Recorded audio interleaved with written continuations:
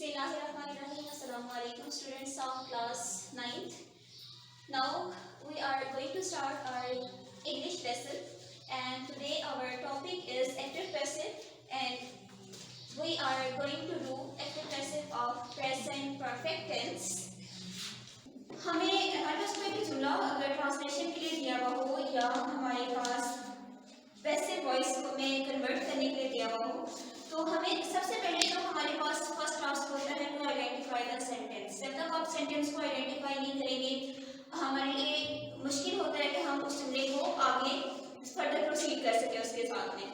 तो present perfect continuous के आपके पास जो सेंटेंस की आइडेंटिफिकेशन होगी उसमें आपके पास आता है थर्ड फॉर्म ऑफ वर्ब, यानी कोई भी सिर्फ अगर प्रेजेंट को हम स्किप कर दें, हम सिर्फ परफेक्ट सेंटेंस को देखें, तो आपके पास कोई भी परफेक्ट सेंटेंस हो, अगर वो प्रेजेंट परफेक्ट है, पास्ट परफेक्ट है, फ्यूचर परफेक्ट है, तो हर परफेक्ट सेंटेंस के अंदर आपको थर्ड फॉर्म ऑफ वर्ब इस्तेमाल होती हुई नजर आएगी।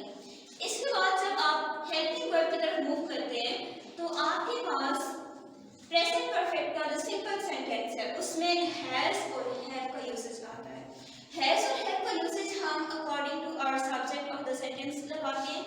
अगर आपके पास सब्जेक्ट सिंगुलर हो तो हम हैज का इस्तेमाल करेंगे, और अगर हमारे पास सब्जेक्ट प्लूरल में आता है और फर्स्ट प्रोनाउन आ जाता है, सेकंड पर्सनल प्रोनाउन आ जाता है, तो हम हैव का यूज करते हैं, यानी आई, वी, यू, दे और तमाम प्लूरल ऑब्जेक्ट्स के साथ में हमने हैव का इस्तेमाल लाना है, और सिंगुलर के साथ हमने हैज का यूजेस लाना है। जब हम इसको पैसिव सेंटेंस में कन्वर्ट करेंगे एक एक्टिव सेंटेंस को, तो उसमें आपने जो हेल्पिंग वर्ब लाना है वो हैज के साथ में हम एडिशन कर देते हैं बीन का, BEEN, ये थर्ड फॉर्म होती है हमारे पास इसकी।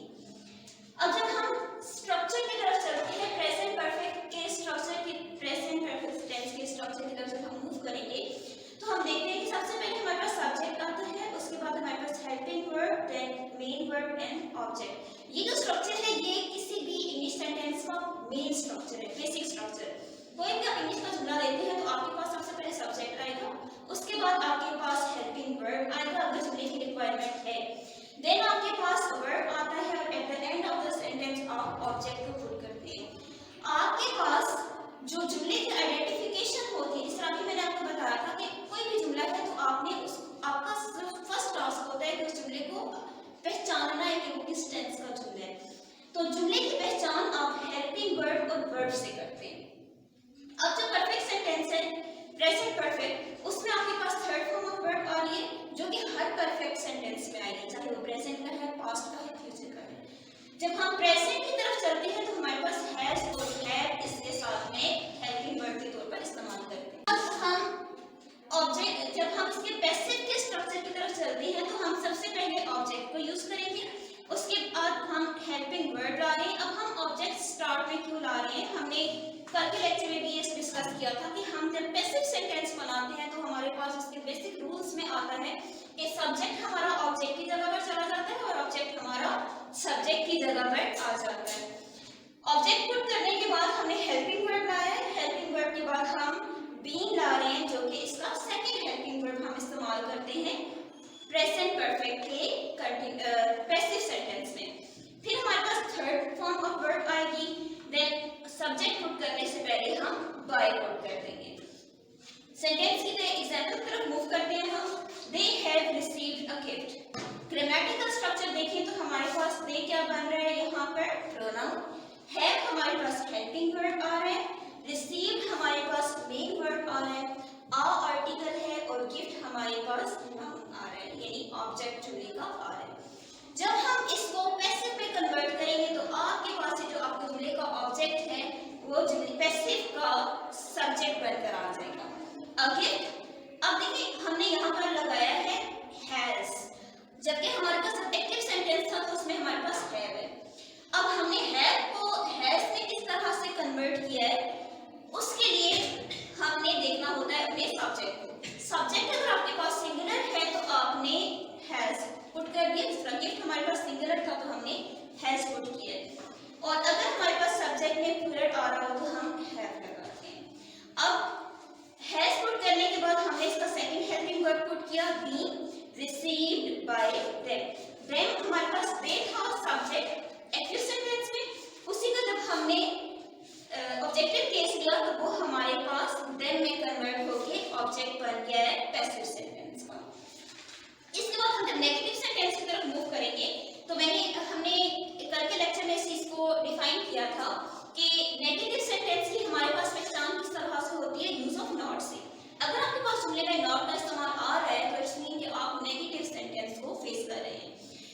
आपने नेगेटिव सेंटेंस की स्ट्रक्चर जब हम प्रेजेंट परफेक्ट के नेगेटिव सेंटेंस की तरफ मूव करेंगे तो पहले हमारे पास सब्जेक्ट आया, देन हेल्पिंग वर्ब हैज और हैव, फिर हमने नॉट का इस्तेमाल किया। अब इस बात को जहन में बिठा लें कि नॉट का इस्तेमाल हम हमेशा हेल्पिंग वर्ब के फौरन बाद करते हैं। फिर आपने मेन वर्ब लाई, third form of verb, and then हमारे पास जुमले का ऑब्जेक्ट आ गया। जब हम इसके पैसिव स्ट्रक्चर की तरफ मूव करेंगे तो हमारे पास पहले ऑब्जेक्ट आया according to our rules of passive voice, फिर आपके पास हेल्पिंग वर्ब आ गया हैज और हैव। हैज हैव के बाद आपने सेकंड हेल्पिंग वर्ब बीइंग को पुट करने से पहले नॉट लगाना, यानी आपके पास अगर दो वर्ब हेल्पिंग आ रहे हो तो आपने उन दोनों के दरमियान में नॉट पुट करना है। बीइंग के बाद आपके पास थर्ड फॉर्म आएगा, देन बाय और subject according to our structure of every passive sentence. इसके बाद जब हम इसकी एग्जांपल्स की तरफ मूव करेंगे तो हमारे पास एग्जांपल है first, you have not removed the table. तुमने टेबल रिमूव नहीं किया, तुमने टेबल को नहीं हटाया। ये एक्टिव सेंटेंस है हमारे पास। जब हम इसके पैसिव की तरफ मूव करेंगे तो हमारे पास द टेबल जो हमारे पास एक्टिव सेंटेंस का ऑब्जेक्ट है वो पैसिव में सब्जेक्ट बनकर आ जाएगा। हैज हमने लाया है, हैव को हमने रिप्लेस किया है हैज से according to our requirements of our subject. Then हमने नॉट पुट किया क्योंकि हमारे पास हेल्पिंग वर्ब के फौरन बाद नॉट आता है। इसके बाद हमने बीइंग पुट किया है, बीइंग हमारे पास प्रेजेंट परफेक्ट का हेल्पिंग सेकंड हेल्पिंग वर्ब यहाँ पर इस्तेमाल हो रहा है, रिमूव्ड बाय मी। इसके बाद हमारे पास इंट्रोगेटिव सेंटेंस आता है। इंट्रोगेटिव सेंटेंस में आपके पास सबसे पहले आता है हेल्पिंग वर्ब हैज और हैव। इसके बाद आपने यूज किया है subject, then third form of verb और ऑब्जेक्ट। अब यहाँ पर एक बात ध्यान में रखेंगे कि आपके पास कोई भी इंट्रोगेटिव सेंटेंस हो तो हेल्पिंग वर्ब आपके पास हमेशा शुरू में आता है। अब देखिए यहाँ पर आपके पास पैसिव सेंटेंस को हम देखते हैं तो हेल्पिंग वर्ब आपके पास आता है हैज और हैव। उसके बाद आपके पास आता है ऑब्जेक्ट। ऑब्जेक्ट पुट करने के बाद आपने बीइंग पुट किया है। अब देखें जो ऑब्जेक्ट है आपके पास हेल्पिंग वर्ब हैज हैव और बीइंग के मिड में आ रहा है। देन आपने थर्ड फॉर्म पुट किए, फिर उसके बाद by and then subject of the sentence. आपके पास एग्जांपल आती है शी हेल्प्ड मी, क्या उसने मेरी मदद की। तो मी जब आपके पास सब्जेक्ट आई बनकर आएगा तो उसके साथ में आपने आई का हेल्पिंग वर्ब लगाना है have I been helped by her. अब स्टूडेंट्स यहाँ पर हमारा आज का लेक्चर कंप्लीट होता है। आपका जो होम टास्क है वो आपने इसी पैटर्न को फॉलो करते हुए आपने 5 एग्जांपल्स हर टाइप की आपने अपनी मीन कॉपीज पर लिखनी है और इसी के साथ हम नेक्स्ट लेक्चर के साथ कल दोबारा हाजिर होंगे। बिस्मिल्लाहिर्रहमानिर्रहीम। अस्सलाम वालेकुम स्टूडेंट्स।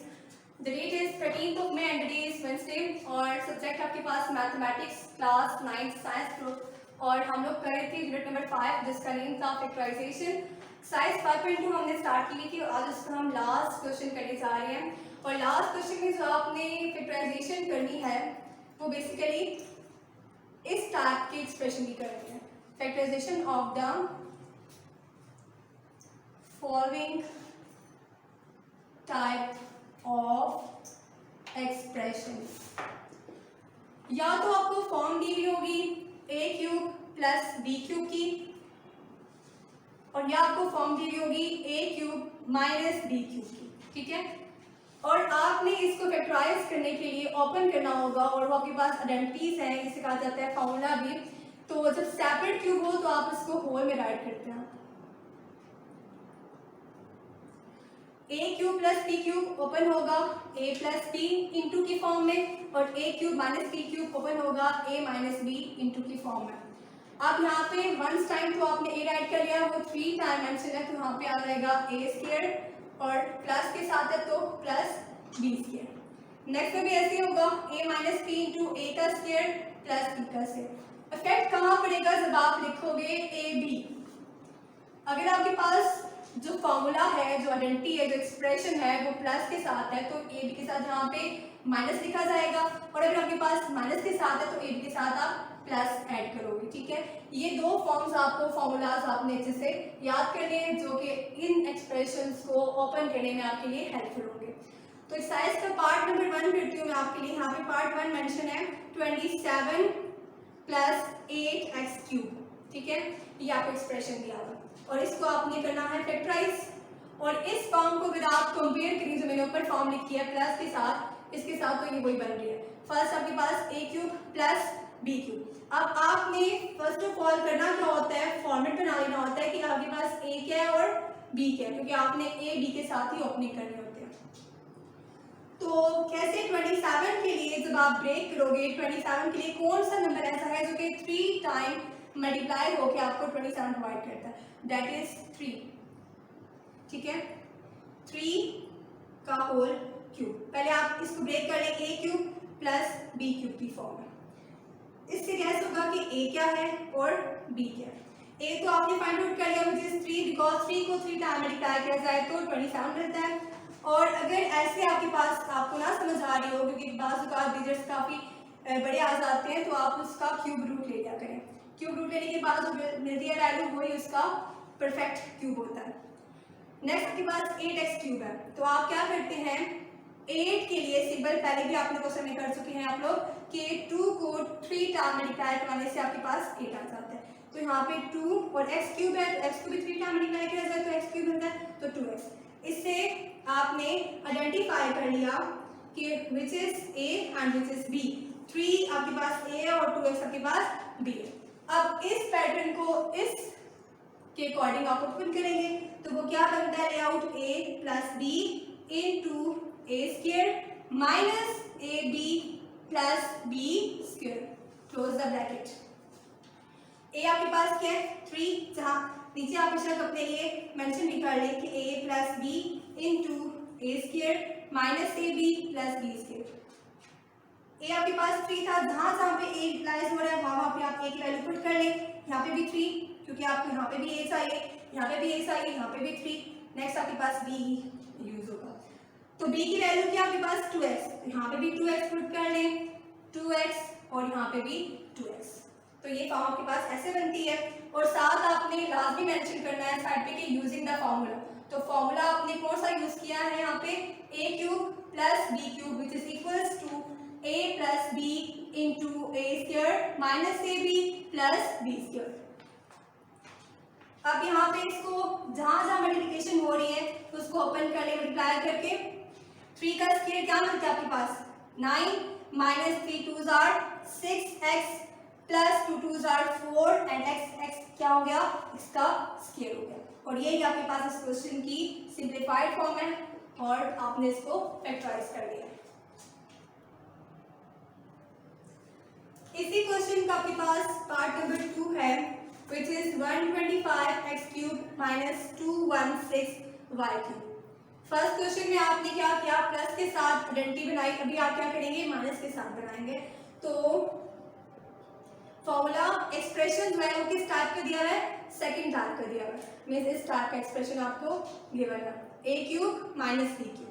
अब यहाँ से आपको अगेन क्या करना होगा, फॉर्मेट बनाना होगा कि आप आइडेंटिफाई कर सको a क्या है और b क्या है। तो कौन सा ऐसा नंबर है जो कि 3 टाइम मल्टीप्लाई होके आपको 125 प्रोवाइड करता है।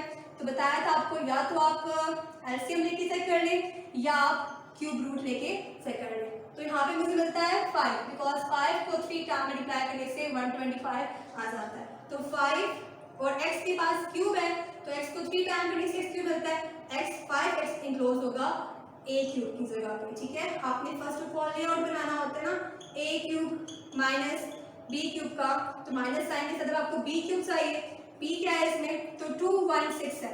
216 के लिए कौन सा नंबर है जो कि 3 टाइम मल्टीप्लाई होकर 216 प्रोवाइड करता है, तो वो 6 है। 6 इंटू 6 इंटू 6, तो 6 आ जाएगा यहाँ पे। और y की क्यूबिंग कैसे है, y के साथ, तो y को इंक्लोज कर लेंगे क्यूब के अंदर। तो यहाँ से आपको पता चलता है कि a क्या है और b क्या है। a इस ब्रैकेट के अंदर की टर्म विच इज 5x, यहाँ पे b 6y इस ब्रैकेट के अंदर की टर्म। नेक्स्ट अब आपने क्या करना है, ये फॉर्म तो आपने अरेंज कर लिया, अब आपने इस एक्सप्रेशन को इस फॉर्मूला के अकॉर्डिंग ओपन करना सिंप्लीफिकेशन के लिए।